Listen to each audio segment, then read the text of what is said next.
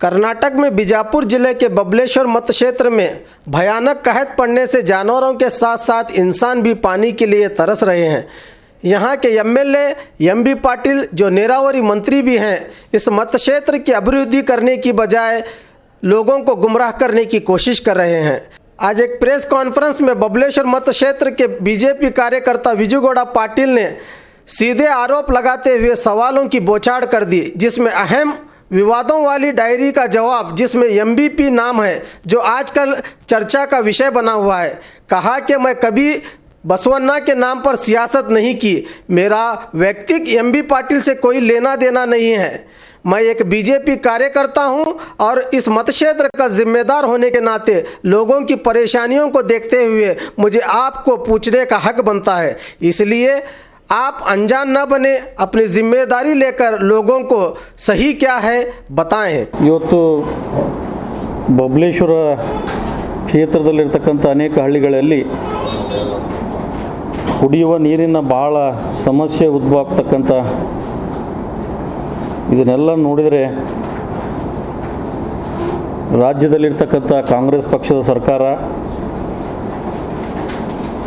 ಬಹಳ ನಿರ್ಲಕ್ಷ್ಯ ಒಂದು ಮಲ್ತಾಯ ಧೋರಣೆಯನ್ನು ಮಾಡ್ತಕ್ಕಂಥದ್ದು ಬಹಳ ಮನಸ್ಸಿಗೆ ನೋವು ತಂದಿದೆ ಅಂಥೇಳಿ ಸಂದರ್ಭದಲ್ಲಿ ನಾನು ಹೇಳಿಕ್ಕೆ ಬಯಸ್ತೀನಿ। ಮತ್ತು ನಮ್ಮ ಬಬಲೇಶ್ವರ ವಿಧಾನಸಭಾ ಕ್ಷೇತ್ರದ ಶಾಸಕರು ಮತ್ತು ಜಿಲ್ಲಾ ಉಸ್ತುವಾರಿ ಸಚಿವರು, ಜಲಸಂಪನ್ಮೂಲ ಸಚಿವರು ಎಂ ಬಿ ಪಾಟೀಲ್ ಹೆಸರ ಇದು ನನ್ನ ಕ್ವಶನ್ ಮಾರ್ಕ್ ಇಟ್ಟು ನಾನು ಹೇಳಬೇಕಾಗ್ತದೆ। ಯಾಕಂದರೆ ನಮ್ಮ ಜಿಲ್ಲೆಯಲ್ಲಿರ್ತಕ್ಕಂಥ ನನ್ನ ಬಬಲೇಶ್ವರ ವಿಧಾನಸಭಾ ಕ್ಷೇತ್ರದಲ್ಲಿರ್ತಕ್ಕಂಥ ಏಕೈಕಿ ಎಂ ಬಿ ಪಿ ಅನ್ನೋರನ್ನು ಅವರು ಗೊಂದಲ ಒಂದು ಮೂಡಿಸಿದೆ। ಕಳೆದ ತಿಂಗಳಿಂದ ರಾಷ್ಟ್ರೀಯ ಮಾಧ್ಯಮಗಳಲ್ಲಿ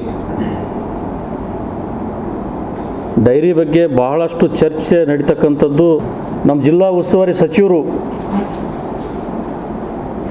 ತಾವು ಆತ್ಮಲೋಕನ ಮಾಡಿಕೊಂಡು ಖರೇನೇ ಹೇಳಬೇಕಾಗ್ತದೆ। ಸಚಿವರು ಕಾಂಗ್ರೆಸ್ ಹೈಕಮಾಂಡ್ಗೆ ಎಷ್ಟು ದುಡ್ಡು ಕೊಟ್ಟಿದ್ದೀರಿ, ಈ ನಮ್ಮ ಪ್ರಶ್ನೆಗಳಿಗೆ ಸಚಿವರು ಉತ್ತರಿಸಲೇಬೇಕಾಗ್ತದೆ। ವಿಧಾನ ಪರಿಷತ್ತಿನ ಸದಸ್ಯ ಗೋವಿಂದರಾಜು ಅವರು ಡೈರಿಯಲ್ಲಿ ಬರೆದಿರುವಂತೆ ಎಂ ಬಿ ಪಿ ಅಂದರೆ